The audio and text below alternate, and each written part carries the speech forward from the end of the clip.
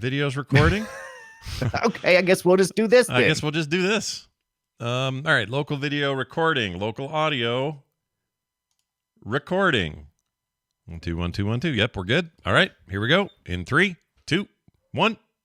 This is the new Frogger home video game, Ribbit. It's just like the arcade game, very lifelike. Ribbit. See, you have to hop Frogger past these cars and trucks. Ha, missed. Ribbit. Past the snakes, onto the logs, oh, and the alligators in the river. Ribbit, ribbit, and back home to his lily pad. Whew. Frogger is absolutely riveting. The new Frogger home video game. Bring it back to your pad. Sega's arcade game, now a home video game from Parker Brothers, the ones to beat. Parker Brothers. I don't know if I can trust that guy. That seems weird. Yeah.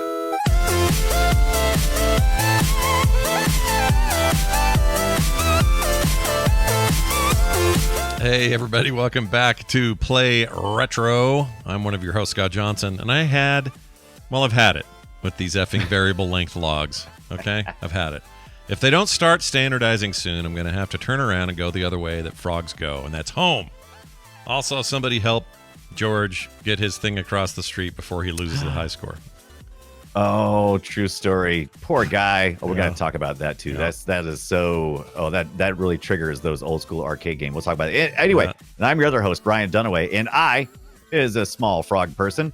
Hopped across 5 lanes of traffic, only to be done in by drowning while squatted on the backs of turtles that dive. I, as a small frog, I will remind you, do not know how to swim, apparently. Oh, hi, Lady Frog. Want to ride? Cool. Be back by later to pick you up. Yeah. Yeah. By the way, if you waited around until Frogger 2, you could swim somehow. Somehow the frog swims in Frogger 2. It changed. Yeah. Up till then, though, they were like, oh, if he falls in the water, that frog's going to die. And boy, howdy. And if you're on the Atari, they're like, hey, those used to be turtles. Don't worry. Those are just circles now. It's not turtles now. I love the one thing I do love about Frogger in all of his forms is usually his death scenes are really fast. It's like, and it's just like, you're a skull and you start over. You're done and you're back to the thing because they want your quarters quick, Brian. That's what. Yeah, they don't mess around, man. No. So quick thing before we get to Frogger, our main topic today, I do want to mention that I was in Las Vegas last week for a bit of a getaway with the family, and we had a great time. You might say, well, Scott, what did you do to get your gaming on while you were gone? And I have 3 answers, plus some, but I mainly focused on these. I went all retro, took my Steam Deck, played Metroid Fusion, a ton of it. Again, I played it like 4 times over. I'm playing it again. I love Metroid Fusion. It's my favorite Metroid game. It's so good. Yoshi's Island, which is Super Mario Brothers 2, or Super Mario World 2, technically. Okay. Yoshi's Island. Right. Fantastic game. Playing that again. Oh, and I should mention I'm playing, obviously with Fusion, this is true, but the GBA versions of all of these games. Okay. And Mario 3, which came out as Super Mario Advance 4, but it's technically a remaster of 3, which looks great as parallax scrolling, like it's just a better version of 3. And I played all 3 of those like nonstop. I loved them. Those games are great. You were in Vegas, but you were doing the family thing, right? So yeah, we were on duty. No, we were watching kids most of the time while my daughter and her husband had some fun, and then occasionally we were all doing stuff together here and there, lots of stuff at the pool or whatever. But like at night when the kids are going to bed and we had to kind of just be there, crank up that Steam Deck, play me some retro games, baby. It sounds like you got more gaming in while you were gone than you might have if you had stayed at home and been distracted by life. I think you're not wrong. In fact, I kind of clocked the time, and it was more time than I usually have at night to play games. So I love the Steam Deck, man. Is it still? I think you can order it and get them instantly. Still, I think. You can get them now. What was it? I got the. I think we haven't talked about the Steam Deck in a while, but I got the middle range one without the the reflective screen or whatever. The anti-reflect. Or mine did. I didn't have the anti-glare. I opted for a aftermarket solution, and it's fine. It's fine that way. Yeah, you get a cover for it. It's fine. Mine is. I waited a year to get mine, and then when mine finally got to me, because that's how long the delay was, they immediately were available for everybody whenever they wanted. Yeah. I think I waited. I waited longer than you, but I think I only waited like 2 months, and now I think people are just getting them instantaneously. You order it, and then it comes. Yeah. It's not a problem now. They've got good stock. But anyway, I love that damn thing. It's great. I play all sorts of stuff on it. My modern games, my retro games, and really everything in between. Everything in between, Scott. That's right, Brian. It's a hell of a thing. I do want to I want to get my hands on it at least. I don't think it's affordable for someone who already has a Steam Deck, because I don't know if there's a big advantage, but the Asus ROG Ally is out now. Well, they're taking pre-orders. I did see that. Yeah. That looks pretty cool. The specs are really nice. It should on paper be pretty hot little device. It's expensive though. You're going to spend $700 for it. But I'm curious from the retro community what stuff ends up happening there. So my guess is it'll be similar to what's happening on the Steam Deck, except the native OS on the ROG will be Windows. Right. You could put other stuff on there, but we're in a fascinating time because Phil Spencer said just this past week, you know that guy. Yeah, Xbox guy. That guy. That he had mentioned that I guess they have accepted the fact that they'll never catch up with Sony or Nintendo, and they've I think they made some adjustments for that, and so they also announced a release of like 3 games that are going to be on the NVIDIA Cloud gaming service. Yep, Gears 5 is already on there as of this week, so you can play Gears 5. No specific announcements, but it's definitely the temperature that's going on over at Microsoft of how they're seeing where they're going forward. They just want to do services, man. And this has been a strategy for years now. Him saying basically it all had to do with Redfall being a complete nightmare, horrible launch. It was an awful game, right? And everybody decided that was the time to turn on Microsoft and go, oh, well, you can't put out a good AAA game. How can we? And he basically just says, look, the console wars are a stupid fight. We're not interested anymore. We're not interested. It's like, we don't want to do that anymore. We don't care about that. What we care about is you subbing to our game service. Well, nothing has been more advantageous for us retro gamers than the streaming, this kind of streaming services they're going with. I mean, Nintendo has really finally in the last 3-4 years has really embraced bringing all these games back and putting them in their store, and Microsoft doing the same, as well as a special level of PS Plus that allows you access to their older games. So as a gamer in general, it's great, but as a retro gamer, it's given us options for stuff that we hadn't seen. You'd have to do emulation or real hardware. Yeah. So speaking of bar for speaking of Metroid Fusion, entry. That's coming to Nintendo Online. I guess it's the upper tier. It's the Plus service, which costs more. Yeah. That's coming. Maybe it's out now. It was coming soon. I wish they wouldn't piecemeal so slow on that service though. Just put it all out there, you guys. You're just emulating your own games. It's not like there's some secret vault you can only squeeze so much out of per month or whatever. Like, it's not like we're picky or anything. No, just put it all out. We don't care. We don't care. I am looking at this Asus ROG Ally. I really haven't dug too deep in it. I'm seeing they got one at Best Buy, the 512, and is similarly priced to the Steam Deck. It's $699. It's $50 more, than the top model. Yeah. And the one I'm looking at here is white. Yeah, they're all white. That's all they have right now. I'm excited about that. I wasn't sure if they had other colors, but I bold move to have a handheld system all white. They figure if you can afford the $700, you keep your hands clean, so it won't look all gross. I don't know. Right. I don't know, but the reviews have been flowing in. It does seem to be the reviews have generally said though basically this, like on paper there are some specs that exceed what the Steam Deck is capable of, which you would expect because it's later in development. Yeah, right? But in actual functional use, no one's going to notice. Like it's not they're incremental increases. So I guess what that means is if you've got a Steam Deck already, you're good. You don't need to worry about this run. Right. If you haven't done any of this, then start looking into sort of feature specifics and see which one matches you, and then you'll have a choice. So choice is always good. Brian, tell me about your OG Xbox that you bought, which is also white, weirdly enough. That's one of the reasons why I pointed that out. So you guys may know that I love collecting stuff from all generations of retro, and I was looking at getting an Xbox because I did not have one, the original Xbox that came out. And everything I had from that generation was silver. And I was like, oh, did they ever make any color other than black Xboxes? The answer is no, not really. So I went on eBay and I looked around, and there was a guy on there or a person there that was doing reconditioned Xboxes, going through, making sure the caps were all good and everything. And they were doing these amazing paint jobs.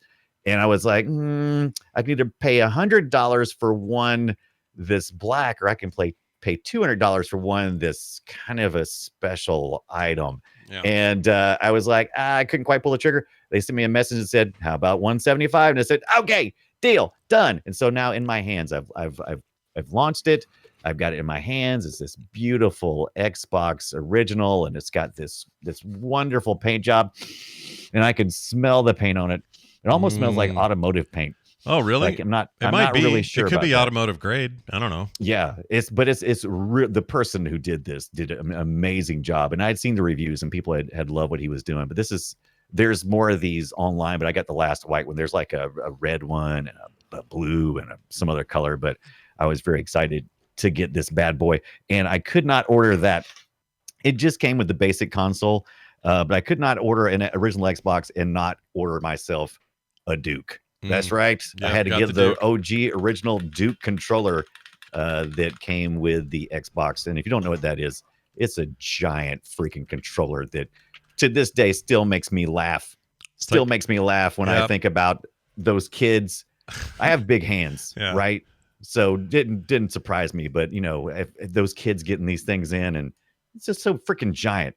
The S-Type wasn't far behind this, but it's like holding a personal pan pizza. It's a freaking huge.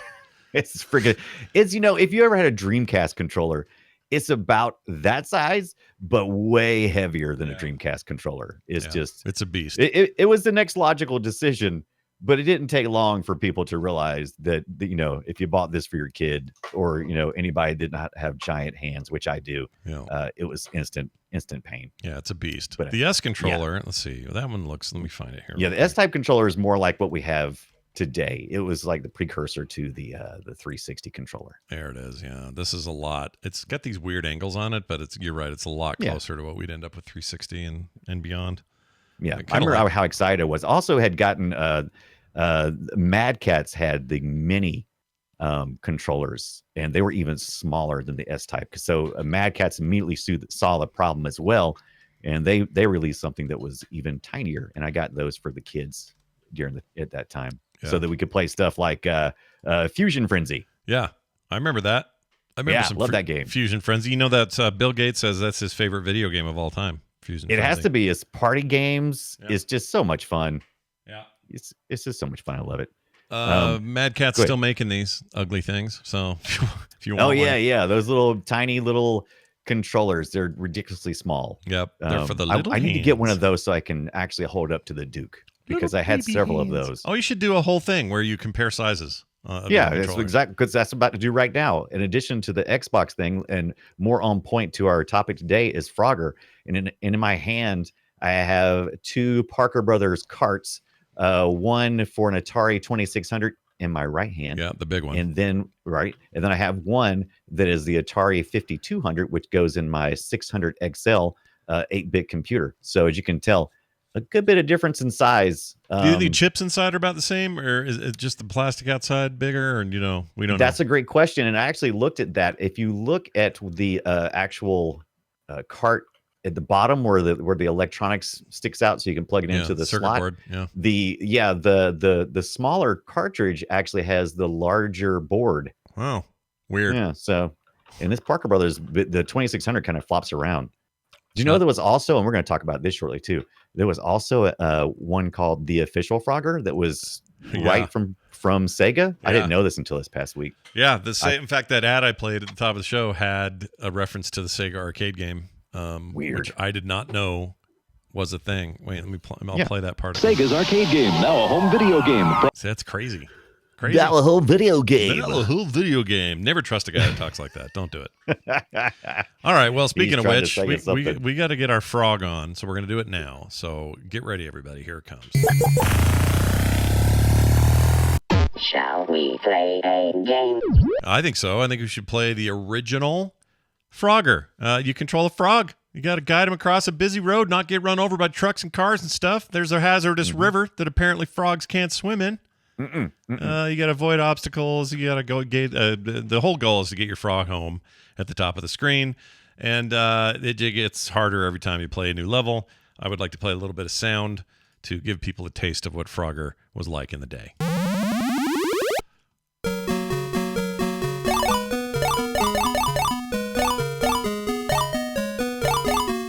Yep. Yep. Yep. You hear that? That's a bunch of successful frogging. That's how you know you're successful at Frogger, if you hear all this noise. Yeah, because when you don't hear the punk, that means you're doing good. That's right. Frogger is a very fun game even to this day. It really does just boil down to you got a timer. Some of these turtles go underwater. Some of these logs disintegrate. You best get all 5 of your frogs up there or you're effed. And that's the game. It's all about timing, and the gameplay is fast, but you do have times where you can stop and you have to think for a second. It's like, oh, here comes these cars. Here comes the timing. Do it. So it's just a pressure cooker of getting your frog from one side to the other. I always thought of it, though, as a single frog experience. And you just kind of like have to do it, 5 times. Right. I never thought of it as... This is supposed to be different frogs or something? I assume so, yeah, because they stay up there. They live in their little home and they stay up there. So I also had the impression that when you played, it was you and a frog. And the frog was just doing it 5 times. The other thing to remember is sometimes the receptacles up there where you go back home has like a little dragon in there, like a gator, I guess it is. Yes, it's an alligator or a crocodile. Always look like a dragon to me. But anyway, if you go in there while he's in there, you're dead. He'll eat you. If you go in there while maybe Frogger, dragon? Frogger 2 did something later. Shit, I can't remember. Oh man, they do so many crazy things as you go along Frogger, but the most basic Frogger, the first 5 you get across is just the slowest ever, and then the second time around, then alligators show up on your second 5 inserts, and then like snakes start showing up. It's all kinds of crazy stuff. How do you feel about timer games that are making you on a clock? How do you feel about those? Typically it annoys me. I don't like hurry up game mechanics. Yeah, and this one has it's a light hand, at least in this particular version of Frogger. There's plenty of room on the timer before you get across. You want to get across before the timer runs out usually. Yeah. But it can be an issue later on when everything is just flying by. The logs are going like 60 miles an hour horizontally across the screen. Yeah, they're crazy. Like right now we're looking at some cars that are just losing their freaking mind. The snake is out. I hate the frickin' snake. Oh, the snake's such a pain in the ass because it's like, because he comes along. There's a midway point in Frogger when you're jumping on the screen, and it's kind of like it's like, whew, let's take a breather. He takes away the breather. Right. Yeah. There's no breathing. The snake is the anti-breather. Yeah. He's a dick, really. I like riding on the alligator because I feel like I'm screwing with his nature. I never get on the alligator. It is too unnerving. If you get on his back, it's fine. If you jump in his mouth like in Pitfall, you're dead. And I just couldn't do it. I hate the freaking otter thing. Oh, the otters, whatever that is. Is it an otter for sure? Do we know that? Because I hate it. I think in the instructions manual somewhere I think it's an otter. I don't know. Maybe not. It's a beaver. Beaver makes more sense to me, but maybe it's an otter. Maybe a beaver is more of a river kind of thing, I would expect. Yeah, I'm assuming that the beavers are the ones who cut the logs that are traveling down the path, I assumed. Do you like the mechanic of you kind of pick up an extra frog on your way and you get bonus points for that? And the arcade is kind of it doesn't really establish that you're picking up a girl frog, but like in other iterations, they definitely say you're picking up a girl frog. Yeah, you're a dude. You're a dude frog and you pick up a girl frog. Yeah, that's what you do. You're frogging. Yeah. You're doing Frogger. And guess what part of frogging is? Picking up a lady frog and getting that work done. And the reason why you want to get the reason why you're motivated to do all this stuff is because you get points for it. You get points for hopping successfully. You get points for landing at the top of the screen. You get points for picking up the extra Frogger person. Yep. So you get points for all that crap. And that was the thing that was going on in the Seinfeld episode. George claimed that there was a Frogger machine at a location that he had set the high score when he was a kid, and he didn't want to lose that, so he talked Kramer and his buddies into rigging up a some kind of battery powered way to keep it on so they could get it to his house so he could keep the high score forever. Right. If you know anything about Frogger, the arcade, there's no high score. You don't put your name in. No. There's none of that. You just have a score and you just brag. That's it. That's it. That's all you do. That's a great episode of Seinfeld, by the way. Here's a little GIF of him moving across the screen. They actually recreated a top-down camera view of him trying to move Frogger across the road. And then, of course, it gets destroyed by a truck, which is fantastic. Yeah, which is great. And one of the great, and that side of that Frogger machine, that's not a Frogger machine. That's not how the artwork looks. Nope, didn't look like that at all. They faked that right there. They made two really bad labels out of paper, I think. I love they got a whole bunch of single colored cars, similar escorts looks like. Yeah. It's just one of the most brilliant setups. No, it's really good. If you haven't seen it, you should. Peter Stormare or Stormare, however you say his name, is in it. Yeah. You know him from a million things like Fargo and all kinds of crap. It's just a great episode. But there's probably not a more memorable moment from TV in my life than this and the Thanksgiving turkeys in WKRP when they drop them. Oh yeah, the turkey drop. That's the two biggest moments in TV that and when Edith got raped. That's a different kind of feeling though. Yeah, that's a feeling I don't want to definitely remember it. I don't want to remember that very often. Wow. Okay, so the one weird bit is this was we got names on this like Sega and Hasbro and everything else. But there's a little Galaxian you can collect up in the upper frog corner if you hurry up and get into the hubby hole before. Oh yeah, is that a dragonfly or something? I know what you're talking about. It looks like a Galaga or Galaxian, yellow Galaxian thing, kind of like Pac-Man uses when he's eating those. Right. This is a Konami joint. So how did they get away with that? Do you think they were like aping on somebody else's design for their little? The design was definitely unique. The creator, of course, it was developed by Konami. It was Koji Tom Fukunaga. I think that's how you say it. As the designer, nailed it. And he was working as an employee at Konami at the time. I don't know. It is probably so. I mean, everything was borrowed from everything else during this time. It was a little bit different then, right? Different time, different thing. Yeah. And of all the games of that era, this one stressed me out the most, like by far. Oh, absolutely. I could never get into a Zen with it the way I could with Joust or even Pac-Man or something where it gets exponentially harder the further you get. Something about the chaos on this screen, just the number of bullshitteries happening at the same time. Gives me anxiety. It was hard for me to play Frogger. There was nothing more. I didn't play a lot of Frogger in the arcade, but whenever I did play Frogger or a game similar to Frogger, is there any game? There's certain types of games where as soon as you drop that quarter, you think about it before you put the quarter in there. You're like, okay, I'm about to put the quarter in here, and when I put it in, it's time to be on point. You got to get yourself ready. You got to breathe for a minute. You drop the coin, music starts playing, boom, you got to go. It doesn't stop until you're completely dead. Yeah. This I can see. It's a rough piece of business. Now, let's jump over to a console version of the game that you had in your hand a moment ago. Yes, the Atari 2600 version, the Parker Brothers. So Parker Brothers picked up the rights to sell this in cart form on the Atari 2600 and other consoles. Now I have some terrible news for you. Uh-oh. This game is bad, in my opinion. Here's some sound from it, which sounds like your typical Atari business. Right. And this music ends, it gets a little rough.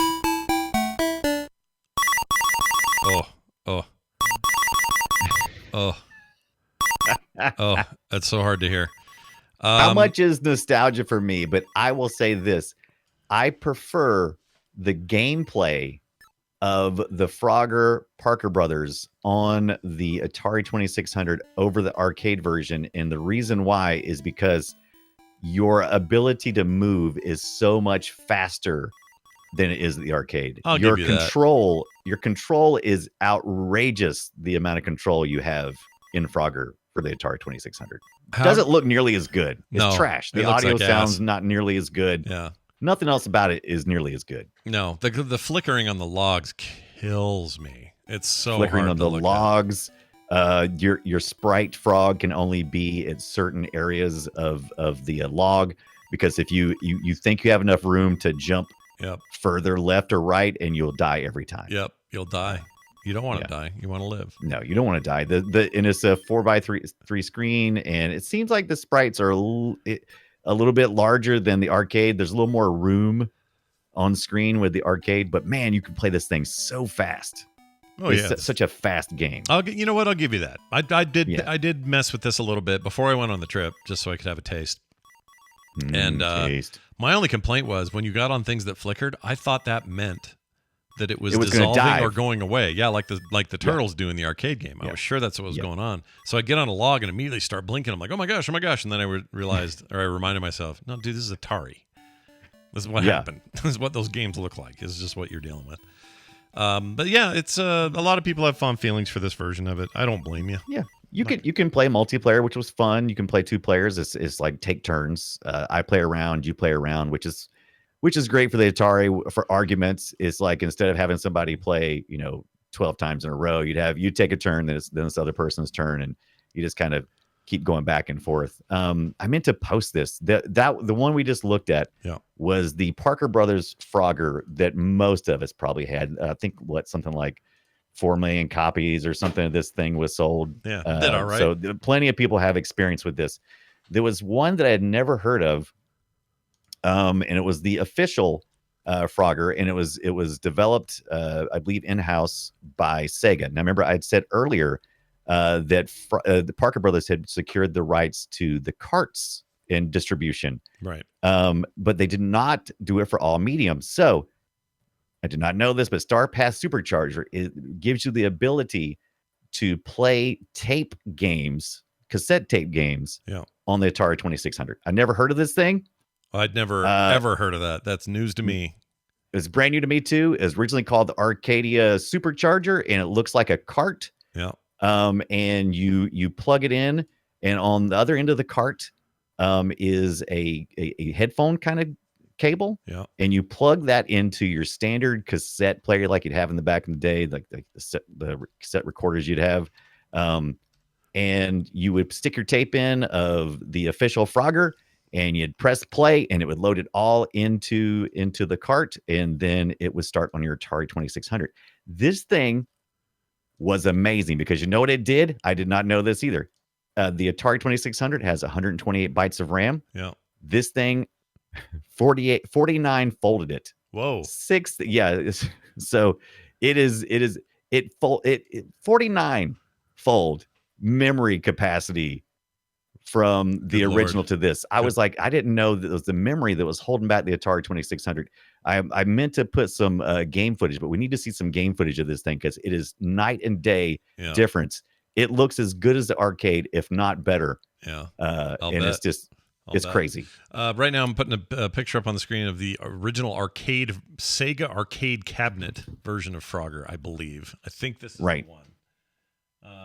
That's not the one I remember, but I'm not. Yeah, I love that the Atari art on the side. Yeah, it's pretty great. I guess not. It was not Atari art. It would have been. Yeah, it would have been. Konami. So Sega. Do y'all have this here? I'll put this in our Discord too. I had this version of it, and I'll describe it for listeners. It is the Frogger.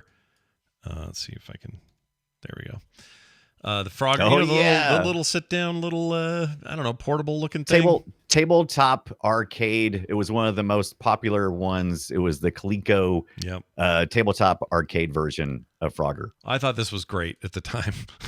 I thought this was very cool. Amazing. Yeah, it seemed really neat to me. But now that I look back, it was like Game & Watch graphics, like, just shitty little... Absolutely, but it was so much fun to have practically an arcade. I'm posting in here, by the way, if you want to pull that up. That is the Star Pass Supercharger Frogger version. But one of the things I loved about Frogger is we've talked about a lot of arcade games in the past with different types of, joysticks and how many buttons.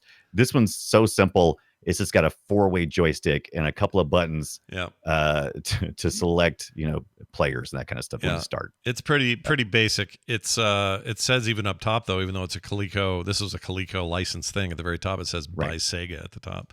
I just, for the longest time until we did this episode, I just didn't think of Sega as having anything to do with Frogger. I didn't either, but we forget how different Sega was before they started picking up some properties, how they were during the arcade years. It was really different. We need to kind of dig into that.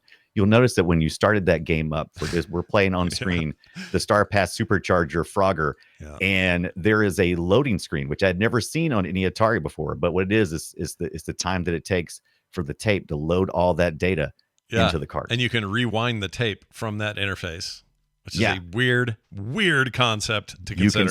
You can still use it. This is a problem that I run into frequently with my 8-bit computers. Is a lot of those use the cassette form for games, and if your machine or your tape player is not functioning, then you're in trouble. With this Star Pass Supercharger, you can pick one up off eBay for like about $100, and you can use any way that you can play an MP3. People have archived these games into MP3 format. You just plug that into your phone or your computer or whatever, and you can literally use original hardware and just drive that data right to that supercharger. I love that, and it'll just play. I love that, keeping it freaking data that isn't music in an MP. I mean, I guess all MP3s are data at the end of the day, but it's the you taking digital to analog back to digital. Right. I mean, that's what we're doing. That's pretty wild. All right, well, it's sequel time, everybody. Listen to this.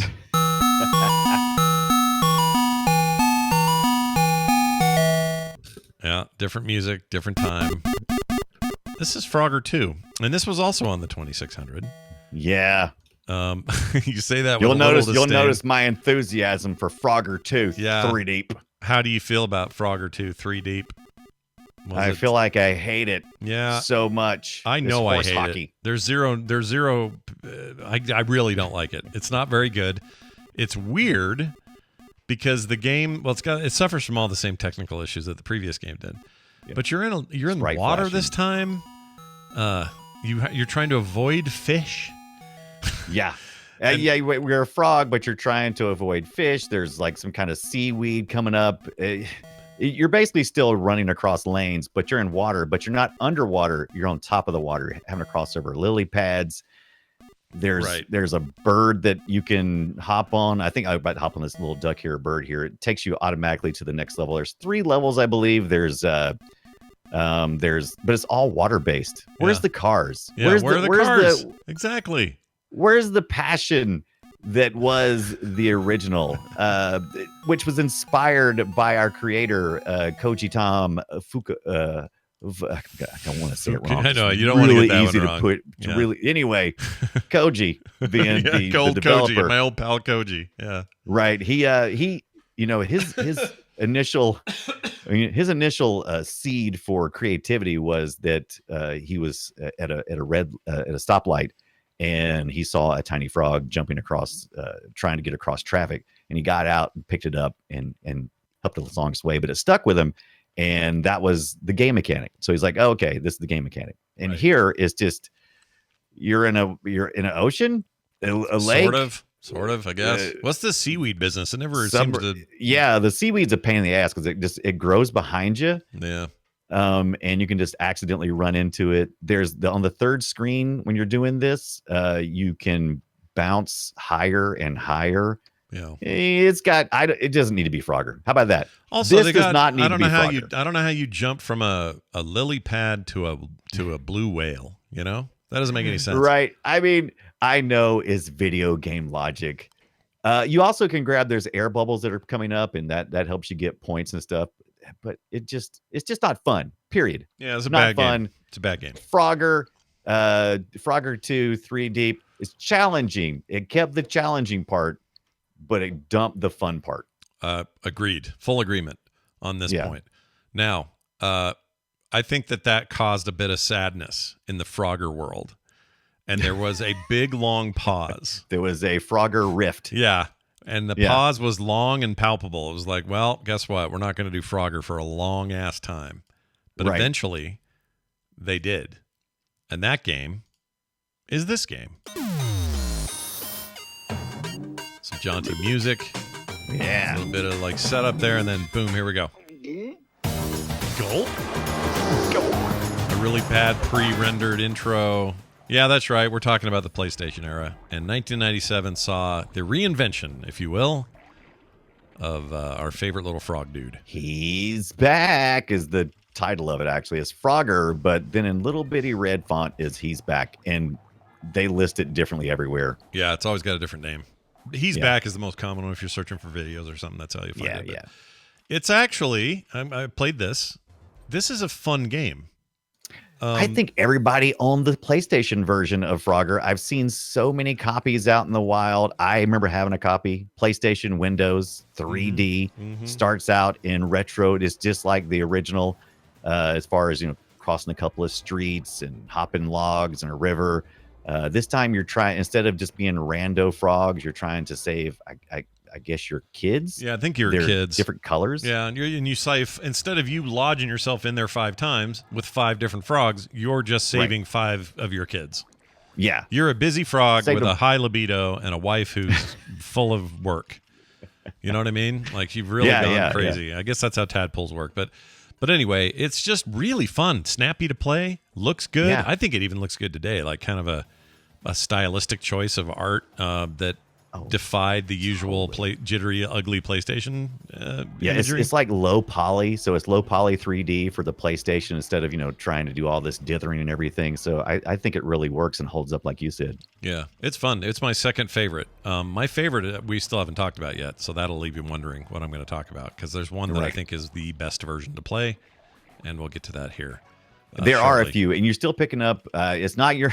There's still a lady frog. She's pink. Yep. Of course. I'm not sure who that's supposed to be. I hope it's your wife that you've had these 5 baby frogs with, but yeah, can't she say was the for one. sure. Maybe it's She your hopped a mistress. log in the arcade. She hopped a log with you, took a ride. You guys hit it off. Before you knew it, you were married. Yeah. Yeah. Watch out for those bulldozers, by the way. Those things will flatten a frog. No, they're dicks. in a second. Bulldozers are dicks. But notice that the same layout here is happening.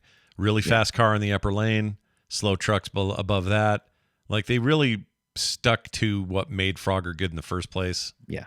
And I They think introduced that's they introduced you back into the He's Back world of Frogger. Now later levels, of course, get more complex, but this first part, all top down, you might as well just said somebody 3D-ified the original Frogger, because this is what they did. Yeah, you know what I could have gone for? I could have gone for Frogger. It's hard to put my finger on this, but I'll try to explain. So this form of Frogger is the Frogger we all think of. And there are other games we're not bringing up today where they attempt to take Frogger and make him more of a platform hero. Like, this is the Elizabeth Falconer recognized the simplistic gameplay of Frogger and laid it in. And if you don't know the story behind Elizabeth Falconer, who took Koji Tom's idea and got it pushed through. She had to argue with a bunch of executives. She was a market researcher. She found this game and she brought it for the board, and she said, let's make this. And they said, no, this is a woman and kids game. This is the early 80s when this was going on. Right. And then she says, well, yeah, that's what you said about Pac-Man. And so after throwing the documents back and forth a couple of times, they said, go make your stupid woman kids game, Elizabeth Falconer, and go put it in some bar somewhere and let's see if it succeeds. And guess what? Yeah. Here we are in 2023 talking about the Frogger. Yeah. The Frogger still lives. It still lives. But all those other attempts, they just kind of fell flat. The best version of a spin out of Frogger I can think of is not even Frogger, but it's ripped off from Frogger, and that's Crossy Road was a huge hit. Yes. But Crossy Road was basically endless Frogger.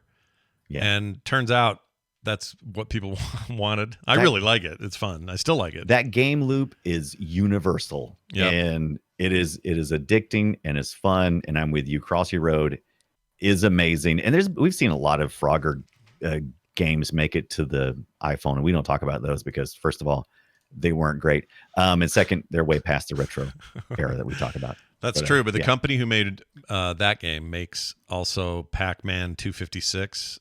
They also make that weird 3D chunky graphic Galaga looking thing. These were all originally phone games. You can also play them on PCs and stuff. They're really good at those. That company should make reimaginings of retro games more often. That should be their thing. I guess it is their thing. That's what they make. It is their thing. And we looked at in this most recent Frogger, by the way, we had left behind the Sega, Konami, Parker Brothers, and now we've moved on to the Hasbro Interactive era for a while. There's always seemed like somebody's picking up Frogger going, this is a good idea. We could do something with Frogger, sure. We can do something with Frogger. Yeah, let's give us a chance. Not much lately. Don't feel like we've heard a lot of Frogger lately, you know? Nope, and that's too bad. It is too bad. There's a world yeah. for it. There's a place for Frogger. I just don't know what it is yet. You know what's cool? Yeah. Go play Namco's Pac-Man Championship Edition 1 and 2. Oh, yeah. Those games had a way of reinventing what we thought of Pac-Man for a whole new audience and for lovers of the old game alike, and making everybody happy, even though it was not the original game. Right. Do something like that with Frogger. I know it can be done. I'm not a game designer. I can't tell you how to do it. I just know it's there. All right? I thought there was some kind of Frogger something. I couldn't find it, but I could have swore they'd done some kind of twist on that Frogger version as well, but I couldn't find it. And if somebody knows, maybe I'm It'd be like Frogger Extreme or some dumb. Yeah, like Frogger that. Extreme. That's exactly what I was looking. Actually, one of the terms I looked up was Frogger Extreme because I figured that was there is something called Frogger Extreme. Is it? Let's see what this is. This is lame. But yeah, I was thinking the same thing too. Warcraft 3, Frogger Extreme number 2. What is this crap? What? There is a mini. There's a Frogger mini game in World of Warcraft and a quest. Oh, is it really? Yeah. It's just a little. You do it like next to a river or something, or it's a little one-off, and you control. Okay. I'm trying to remember what you do. It's more of a maze, though, I guess, but it's it's reminiscent of Frogger. Right. That's interesting. Thing. I think I want to say that was. A couple Newgrounds had a Frogger Extreme. Brian must click this. One day we'll have to talk about Newgrounds. We'll talk about Newgrounds and their role in I don't know, online video. Something. Micro games before we really got them on before we really got the phone micro games. It was kind of the place for a lot Flash of young games. for like 2000s kids. That place was your place, man. Yeah, that was a very cool thing. Just a side note about Elizabeth Falconer. By the way, her name is Falconer, like someone who does falcon work. That's cool. That's right. That is cool. She was also one of the very few American masters of the koto, a Japanese zither, is a traditional instrument in Japan, and she has licenses to teach in two Japanese schools.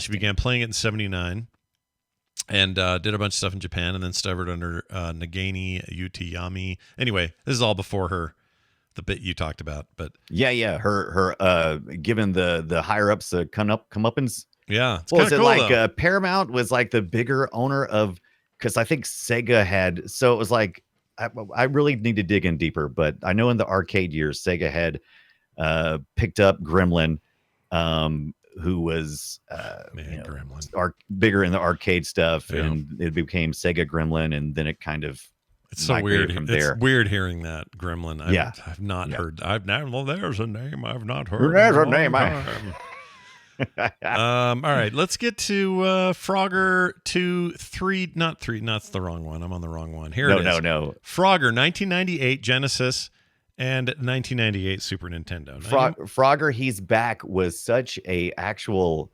reminder of what Frogger could do. So much so that they decided to also drop, Hasbro Interactive decided to drop a Frogger for this system. Yeah, and they did. Now here is where things get weird for me. The Genesis version, which it's weird when we do cross versions that covered both 16-bit systems had them. I usually prefer the Genesis version for a bunch of reasons. Right. And I don't even know. I can't even explain most of the time why I like them more. But this is a case where the Genesis version goes for arcade perfectness. It wants to be as good or maybe even a little better than the original arcade game, and that is what you get, both graphically, presentation, sound, all of it. The Super Nintendo one, listen to this shit. This is so good. I mean, that's very different, isn't it? Yeah. That doesn't sound like a Frogger game. Well, guess what? Now look at the video here. If I skip ahead some. They went for this cool pre-rendered looking imagery. Yeah. It's almost like they made the Sega game. It looks more Sega to me. Yeah. It looked like if you had told me this the opposite, because it's got, like you said, it's like the sprites are like 3D rendered. Yeah. Some almost 3D rendered looking. Sort of top-down view, kind of like 3D perspective. Yeah, a little bit. And the where you land your frogs, even the sprites. So there's cover art to this game where it's like Frogger, He's Back, and they use that graphic for their sprites. The girl frog in this is obviously a girl frog, because it's not like just color shaded. It's a girl with it's a frog with a bow. It's a frog with a bow. But anyway, like frog with a Miss bow. Pac-Man sort of deal. Yeah. Yeah, they're leaning into it. Yeah. This is my so to get to make a long story short, this is my favorite one. I really like this one a lot. I don't know what it is. I just like it. It has the most personality, but I still think it's hard to say. I was tempted to pick up the Frogger for the Sega Genesis because I always had my Sega Genesis hooked up, and I was looking for something that's kind of arcade perfect. Yeah, I think it'd be a good experience, but I'm with you. There's something unique about this one, and wouldn't you be a little bit upset? Both of these ended up being I think either the final or next to final carts that were released for either one of these. This is 98, dude. This is 1998. Late. This is like the dying throes of both of these systems, and we had just seen the PlayStation. So you're looking over there, and your buddy's got a PlayStation, and he's got Frogger. He's back. All right, cool. And so you see, oh my gosh, I haven't upgraded yet. I still got my Sega Genesis, and they just released Frogger. He's back. I'm going to show my good friend what's up. Yeah. And then you just get some kind of arcade port. Yeah, it's You'd be weird. so pissed. It's very weird, but it's a fun version of the game. If you're out there and you're emulating SNES games or you're just looking for a cartridge, this would be the one I'd get personally. Yeah. I had the most fun with it's the this. most interesting to look at because I mean the other one you can just play arcade Frogger. You don't have to have the Sega Genesis version. No. Yeah. I guess so this leads me to a question. Do you think there is a future for Frogger? Like, is there, like, other than us being all, nostalgic about it, is there a future for this character? The only way you could bring it into modern gaming, we've kind of already done, which is the action platformer kind of stuff. And I just don't think we never dug deep enough into Frogger, even though there was a cartoon. Even that was very flimsy. He just doesn't have much story, really. And so, I mean, the real exciting part about Frogger is the gameplay. Mm-hmm. So I don't think story-wise, there's nothing there. Yeah. I agree. So there's a brand new game last year. There's a brand new game out last year called Frogger and the Rumbling Ruins. And it's basically, I think that's a Konami published deal. Is that a remake of the 3DS one? I think did you do something similar to that? I think it is the 3DS game. Let's see. Yeah, I think it's is it a remake though? It might be a remake. I think that was part of it. I'm actually running Frogger Beyond, which I think is a sequel to the one you're talking about. Mm-hmm. And I'm running that on the GameCube right now. So this one doesn't say what platform this is on, but maybe it's phones. I don't actually know. It's cute and all, but I don't know. Like I said, I think the real you can make a 3D platform. You wouldn't need Frogger to make your platformer. So I mean, just friggin' make something fast and rad, like you said. Make one of those neon, splashy, yes. And you can do like different effects things on it. It's like, hey, I want it to look all neon right now. Nope. Next one, I want it to look crusty or whatever. Make it look like 8-bit or, like give us some fun. And those are some of your unlocks, right? You're unlocking skins and you got this cool techno music and crazy lights. And I don't know what the gameplay answers are, but that's what game designers are for. Get to it. Yeah. Get to it. Give me a new Frogger in an interesting way. The problem is Konami, they're bad about old IPs. They're bad. They just are. Yeah. Once in a while, they do something smart, like here's a Castlevania collection, or here's a remake. Possibly, we're going to find out at this next PlayStation event. We'll find out if they're really working on a remake of Metal Gear Solid 3, which would be great because that's an amazing game by all accounts. Right. I never played it. But yeah, like why they hold on to old stuff, and just don't do shit with it, and it bugs me. Drives me crazy. As a matter of fact, but there is something next week, right? Isn't there? I saw. By the way, I saw Frogger. I saw a Frogger. I totally forgot to say this. While I was in Vegas, I saw a Frogger slot machine. Oh, did you put some? Yeah, well, that's interesting. I didn't do anything. I just saw one, yeah. And I went, "Wow, that's weird." And it was just like a normal slot machine, but it was one of the new ones with the big curved screens and the whole digital everything and all that. But so some of these IPs, and I know a lot of Konami stuff is in casinos and whatnot, but some of these IPs you'll see show up in ways like that. I love how you've said Konami do something, and I think next episode is going to be about Konami doing something. Yeah, we're definitely retro gonna do franchise. That. Yeah, for sure. So stick around for that announcement that's coming up. But there you go, Frogger. It's still a threat, everybody.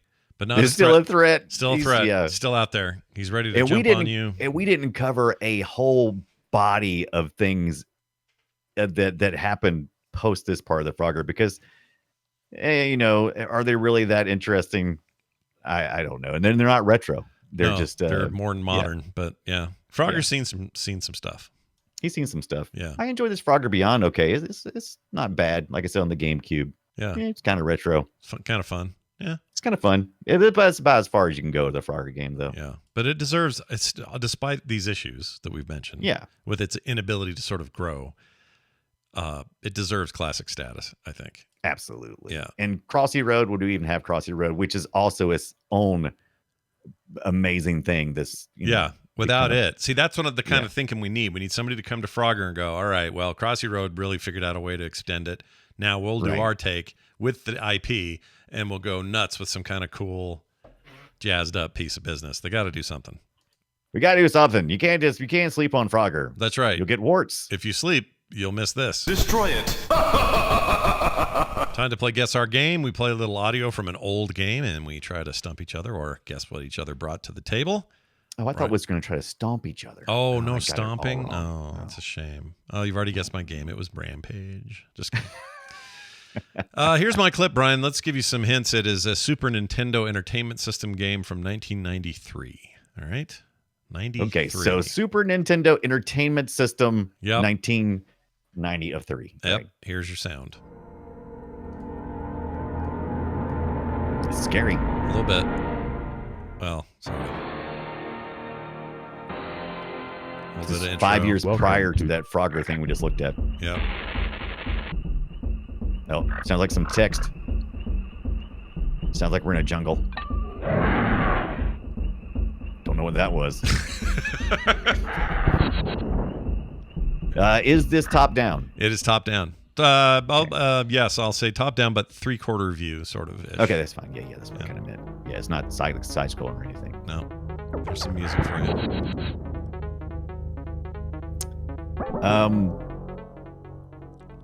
Are there any prehistoric creatures involved? Yes, there are. Okay, interesting. I was getting kind of a prehistoric rainforest kind of vibe, so Yeah. There's some more. The music's so stupid, and you'll understand why it's stupid when we get to it. But any other guesses? Any other ideas? is this part of a series? Oh, how do I answer that? Is there more than one in with this? its title? Yes, they're not Yeah, direct series like a typical trilogy or something, but they're scattered throughout video game time. Oh, interesting. Yeah, and none. I don't know that I've ever played one that was exceptional. They've all been just kind of okay. That was your third. And that was my question. 3 questions. Yeah. Interesting. I don't think I got far enough. I'm like Frogger. I made it to like the center area, and then the snake bit me. Yeah. I was doing really good, and now I'm like shit. I'll tell you one. I'll give you one other answer you didn't ask for. Someone in the chat Okay. says Turok. It is not Turok because there was not Turok on the SNES. That was an N64 game. Right. But I get the zone. I mean, you're in the zone. Yeah, because it's of absolutely in that type of the questions I asked. That makes Yeah. sense. Yeah. Is it The Land Before Time? That. Oh man, I don't know. you're you're weirdly close, and you were close on a lot of. Is it points. dinosaurs? That Disney dinosaur movie? It is definitely dinosaurs. The game is called Jurassic Park. Oh man, it did not sound like Jurassic Park. I would At not all. guess that. That's what's funny about it is the game That is doesn't funny. have any licensed version of the music from John Williams. So all See, of it that's what I would sounds wrong. expect. You have Jurassic Park. You use some Jurassic Park sound, man. Yeah, I agree. It's a fun little game though. It's not bad. You run around shooting dinosaurs, trapping them Oh, mainly. yeah, I remember this. Yeah, it's all right. It's fun. That looks like oh, we got to cover this one day. This looks like fun. I kind of thought the giveaway would be 93 because that's the year the movie came out, and that's always what I think of. love this art style too. Oh, yeah, it's good. Yeah. Yeah, it's fun. It's fun. Look it up, listeners. It's Chunky. It fun little reminds game. me of some Zelda stuff there. Look at that. Yeah, That's nice. kind of has that kind of. That's my favorite part about it. The thing is, you Yeah. go. The only weird part about it is when you're out in the jungle. It's great. That's the view. It's a fun little shootery kind of thing. But then you go into these buildings, and it turns into kind of almost a Doom style first person Doom kind of stuff. Yeah, I'm seeing that. I actually like that. And you see it through these goggles, and it's really choppy in there. It's my only complaint. Yeah, but other than that, it's pretty neat. Did I ever play this one? It feels like I played it, but it kind of feels like I didn't. But it definitely looks like the Doom for the SNES version when you're on that first person looking. Do you remember the red carts for the SNES? Oh yeah. Yeah, those are cool. I always love some red carts. Those are cool. like a red cartridge. Doom had those. Like I don't mind I don't like gold cartridges. They just look stupid to me. Not a fan. Like if I had a Zelda one, fine, I'd have it, Ocarina or whatever, but I don't really care about it. But a red cartridge? Oh man. So sexy. Yeah. I think there's even one or two Genesis cartridges that were pure red. I don't know what games they were. Oh yeah, there are the Carnage. Was the Carnage one I'm actually playing on the back behind me. I think that one's also. I think that's red, isn't it? Dude, Carnage rules. Yes. I like Can we do Carnage one day? We got to do Carnage. What choice do we have? I think we should do Carnage. Okay, Brian, I'm gonna play yours. What's my initial hint here? What do we got? We got us a game from the NES from 1987. 87 NES. Here we go.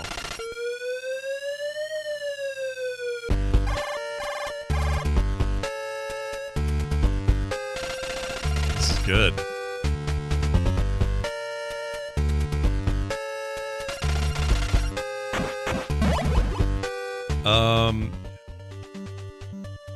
Based on an IP, no? Or yes or no? Yes. Well, it's not like it's only in this world of IP that it is. Oh. I mean, it's not like it's a TV show or nothing. Okay, so not like a movie or something like Yeah. that. Oh, okay. Well, that answers my question.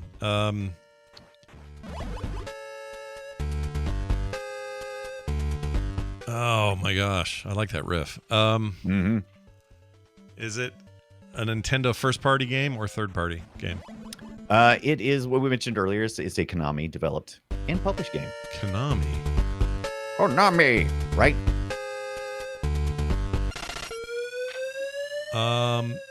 Is it? That sounds like a cop car. Beep beep beep. Was that a car with a siren? I'm trying to no, it was not. That was not a car. I've squandered my 3 questions. Gosh dang it. You didn't even make it past the first sports car on the road of Frogger. Well, this isn't what we're talking about next week. Is it Metal Gear? Well, of course it is. It's Metal Gear. Oh, yes. It's Metal Gear. I see. I would have never gotten it, except I know we're doing that next week. Perfect. Oh, shit. Okay. Yes. That's totally it. All right. Yep. I should have gotten that, but also that is a great lead in to. I forgot how good Metal Gear sounded when I was doing my research to go, oh, we need to do this next. And I listened to it. I was like, oh my God, that is so good. I've got to do that. I was like, I got to do it. Well, we are going to do it. We're going to talk about that next week. It's going to be great, by the way. Very much looking forward to that.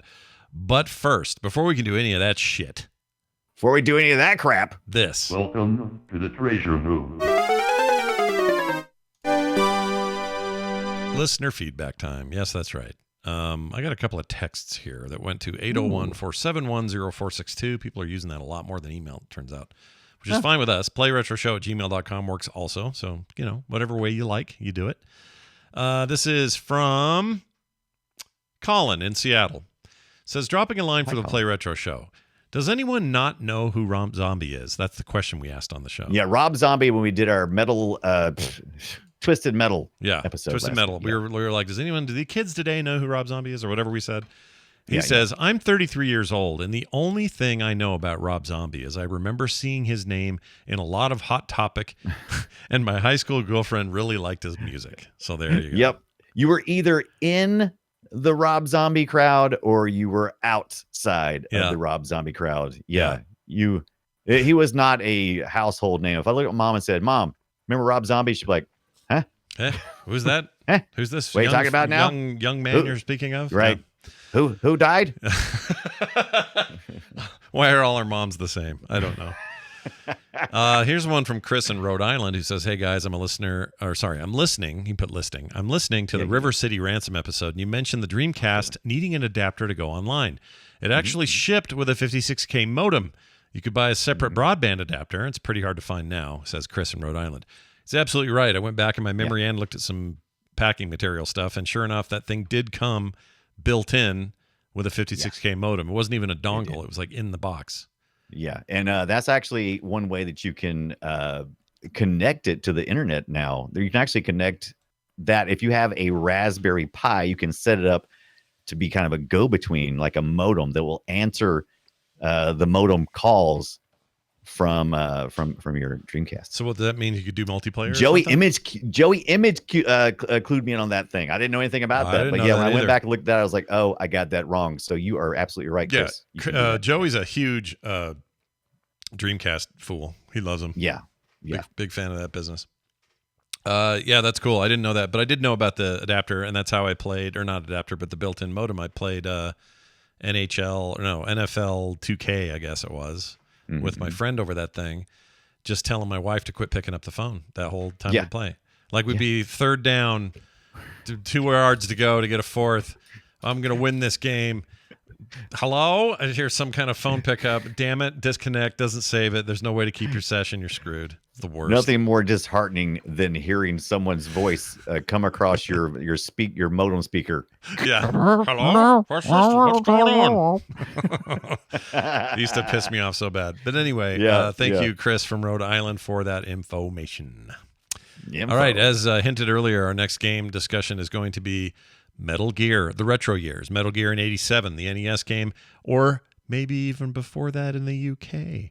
Yeah, the MSX. I played it a little bit on my Mr. FPGA. Did not know that it was there first. And I got to say, you might be surprised what I have to say. Yeah, you might be. We'll talk about Snake's Revenge 2, which was Solid Snake 2, basically. And 98's Metal Gear Solid, one of the most important games in the history of games, and certainly of the PlayStation 1 era. And that whole history is really fascinating. So we're going to do that whole history is what I meant to say. We're going to do the whole thing come next week. And next week comes quick because we're recording this on a Saturday to make up for some travel time. Yeah. And we're going to turn right around and do this on a Wednesday, this coming Wednesday. Yep. And I've already started doing research. This is why I had to plant that thing early. I was like, oh my God, what are we going to do? So I played Metal Gear last night on the MSX, and it was amazing. Was MSX it glorious? Emulation. Was it glorious? Would you it say actually was. And I popped into the NES version, and I wasn't as impressed, but I didn't play it for very long. So I've got some digging to do. Yeah. Get that digging going. Yeah. Dig them. Anyway, that is next week. We will be talking all about MGS and its varied history. Little Kojima for you folks at home. Okay. We'll see how genius we think he is after our discussion. I think we'll probably think he's even a bigger genius than we thought before.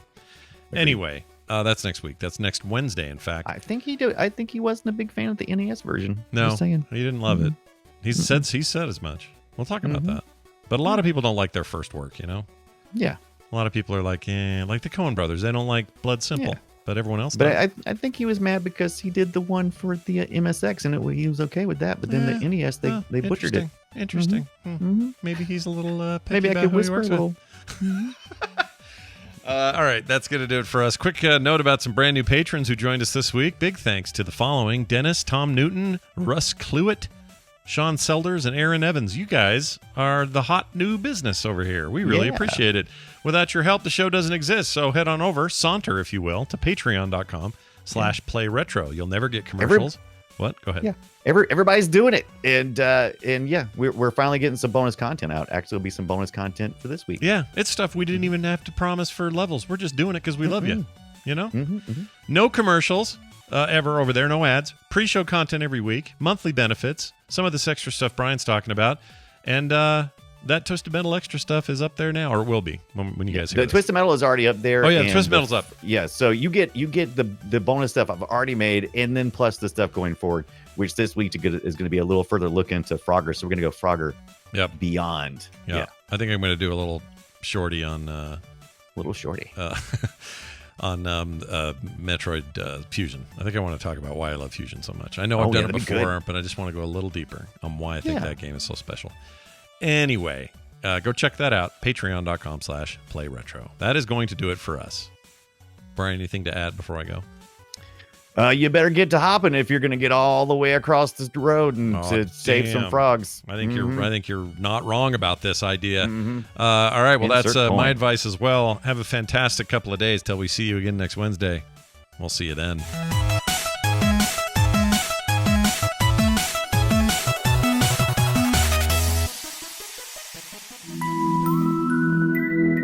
If you like what you just heard, there's a very good chance you will like all the shows on the Frog Pants Network.